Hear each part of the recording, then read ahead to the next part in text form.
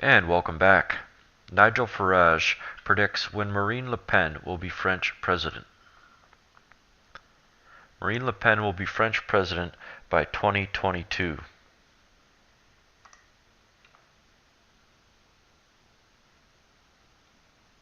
She's linked up with the conservative Eurosceptic Nicolas Dupont-Aignan, who's been my real French ally over the last 10 years.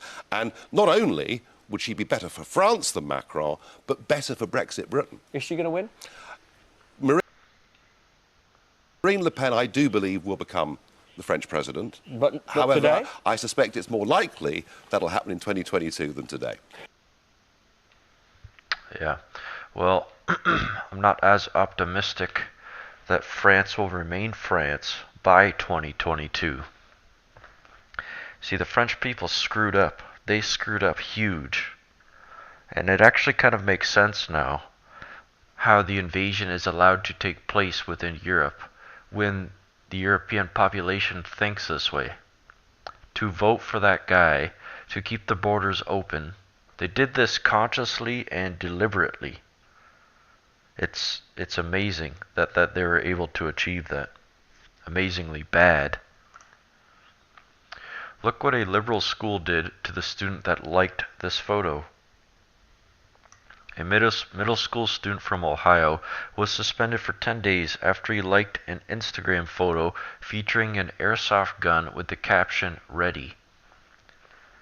An Edward Middle School student was handed a 10-day suspension for liking a picture of a gun on Instagram with the caption "Ready." The parents of Zachary Bowlin posted a picture of the intended suspension notice, which read, "The reason for the intended suspension is as follows," liking a post on social media that indicated potential school violence. I was livid. I'm sitting here thinking, you just suspended him for 10 days for liking a picture of a gun on social media site. Father Marty Bowlin said, he never shared, he never commented, he never made a threatening post, anything on the site, just liked it. The picture in question is of an airsoft gun, and according to the student's parents, their child didn't comment on the post but simply liked the picture. I liked it, scrolled down Instagram at night about 7 o'clock. I liked it, Zachary said. The next morning they called me down to the office, patted me down, and checked for weapons. Since receiving the notice, the family said the school has dropped the suspension and there will be no repercussions for the child's actions. Well, for their case, there better not be any repercussions for such actions. Do we live in a free society or do we not? I assure you that any social media threat will be taken seriously, including those who like the post when it potentially endangers the health and safety of students or adversely affects the educational process. Well, the whole thing is ridiculous. I'm not even watching that video. Breaking. Bernie gives Hillary a run for her money with this crazy tweet about France. Now, these two nut jobs will give you an idea of where the left is coming from. So, when Macron won, Bernie says, "Congratulations to the people of France who today, by an overwhelming vote, rejected racism and xenophobia." Racism and xenophobia. So, he's saying that the people for Le Pen believed in a sovereign state and a continuation of their culture is somehow racist and xenophobic. And now Bernie Sanders should know all about being a minority considering he's a Jew, but psychotic nonetheless. Hillary Clinton, a victory for Macron, for France, the EU, the world, defeating those interfering with democracy, but the media says I can't talk about that. So the evil witch of the West and crazy Bernie are at it again. Thank God Trump got in power, neither one of those idiots.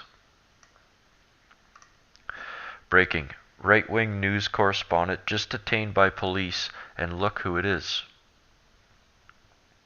RT news correspondent Charlotte Dubenskij has been detained by Paris police while covering a protest.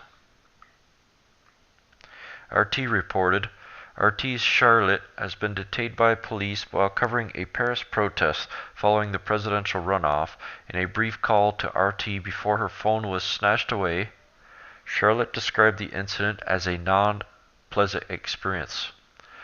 Charlotte was reporting from an eastern suburb of Paris where protests were getting turbulent, with police repeatedly using tear gas on the demonstrators, according to reports. RT's correspondent was posting videos and photos of police cordons at the scene, which were not letting anyone go through.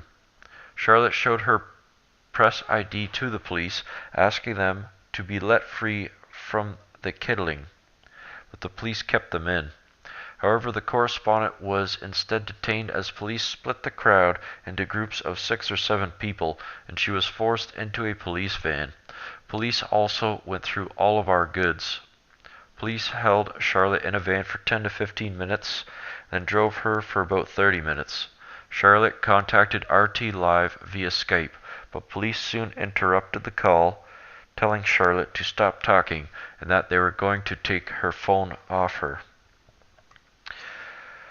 France is in line for some dark, dark days ahead.